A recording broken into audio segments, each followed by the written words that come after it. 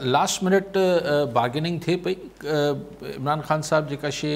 सॼे अरसे में अवॉइड कयो पे त ही तोड़ जोड़ ऐं लालच ॾेई सियासत न कंदसि आख़िरी ॾींहं ते अची विया छाकाणि सुबुह जो आदम एतमाद जी तहरीक पेश थी असेंबली में ऐं पोइ वरी हुन क्यू लीग खे परवेज़ इलाही खे सॾे चयो त तोखे चीफ मिनिस्टर था कयूं MQM खे चवनि पिया तव्हांखे हिकिड़ी ॿी वज़ारत था ॾियूं आहिनि थिंग्स लाइक दैट लेकिन too little and too late जेको चइबो आहे त तमामु थोरो बि आहे हाणे थोरो आहे या न आहे तमामु देरि थी वई आहे ॾिसो नंबर गेम अॼोकी हींअर जी अगरि स्कोर बोर्ड ते ॾिसूं पाण नज़र विझूं क्रिकेट में स्कोर बोर्ड ॾिसबो आहे 161 अॼु सुबुह जो अपोज़िशन में नज़र आया 161 ठीकु आहे हाणे इन खां पोइ तव्हां ही बाप पार्टी वारा 4 अॼु नज़र आया आहिनि मौलाना फज़लुर रहमान जी दावा आहे तो 7 आहिनि पर नज़र 4 आया पाण 4 ॿधी वठूं 165 थी विया 2 पाण इंडिपेंडेंट ॿधी वठूं भूतानी साहब बलूचिस्तान मां ऐं हिकिड़ो अली नवाज़ शाह साहब मीरपुर ख़ास जा इहे थी विया 167 हिकिड़ो तव्हां शाज़ीन बुगटी जेके बलूचिस्तान मां इहे थी 168 थी विया हिकिड़ो तव्हां ही जेको चीमा साहब सिधो थी बीह रहियो काफ लीग मां सिधो थी बीह रहियो त आऊं वोट इमरान खान जे ख़िलाफ़ु ॾींदसि थी 169 हिकिड़ो हथु मूंखे विसरे पियो सो 169 170 ते त हींअर पहुची चुका आहिनि ऐं मुनहरफ़ीन जेके आहिनि अञा साइड ते जेके PTI मां तरीन ग्रुप ऐं अलीम ख़ान ऐं हीअ सभु छॾे बि ॾियूं त 169 या 170 जे नंबर खे स्कोर बोर्ड ते हींअर जेको स्कोर बोर्ड नज़र अचे पियो पाण खे उहो इहो आहे त 169 खां 170 मेंबर त बाक़ी खपनि 2 या 3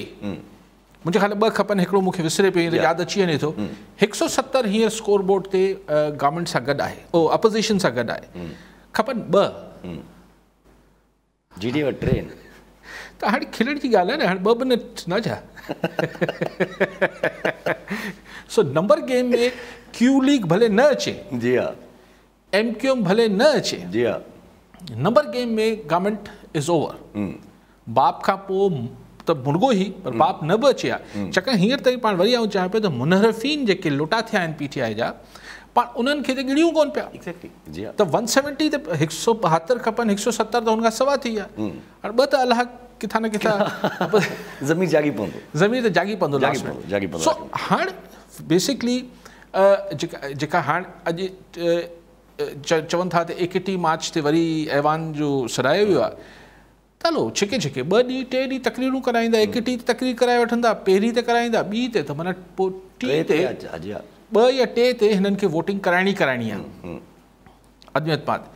सो अदम एतमाद जे हवाले सां गेम पूरी थी वई आहे क्यू लीग बि जेको परवेज़ इलाही खे आसरो मिलियो आहे अलाए हेॾो झांदीदा ऐं पुराणो सियासतदान आहे परवेज़ इलाही बि सफ़ा चीफ मिनिस्टर जी ॻाल्हि ॿुधी जेको आहे हू होश ख़ता थी विया चौधरी साहब जा पर आउं सम्झां थो त मे बी जॾहिं पाण हीअं प्रोग्राम करे रहिया आहियूं या थोरी देरि खां पोइ थी सघे थो क्यू लीग वरी पलटो खाए छाकाणि त क्यू लीग चौधरी शुजात भले बीमार आहे उन ते मुख़्तलिफ़ बीमारियूं आहिनि ऐं बुज़ुर्ग आहे तमामु चौधरी शुजात पर अञा बि हुनजो दिमाग़ एतिरो कमु करे पियो चौधरी शुजात जो त हू सम्झाए परवेज़ इलाही ऐं हुनजो पुटु मोनस इलाही खे त बाबा रुको इमरान खान जे चवण सां त तूं चीफ मिनिस्टर कोन थी वेंदे न एग्ज़ैक्टली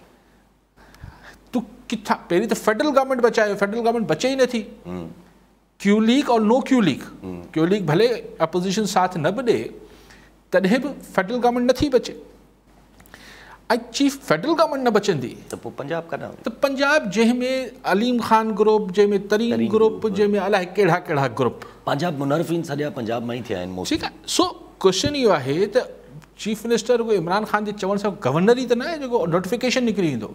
त चौधरी शुजात हिन महिल जॾहिं पाण ॻाल्हायूं पिया त यकीनन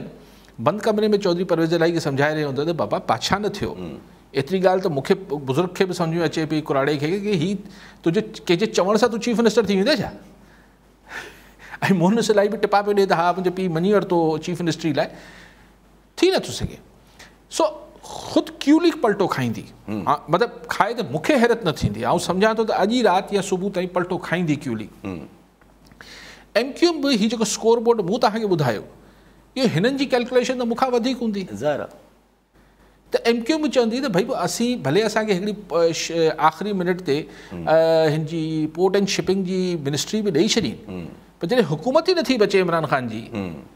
त वज़ारत किथां बचंदी सो आई थिंक ख़ान साहिब खे जेका शइ जेको चइबो आहे न त आख़िर में अची रोज़ो न टोड़णु खपे आहे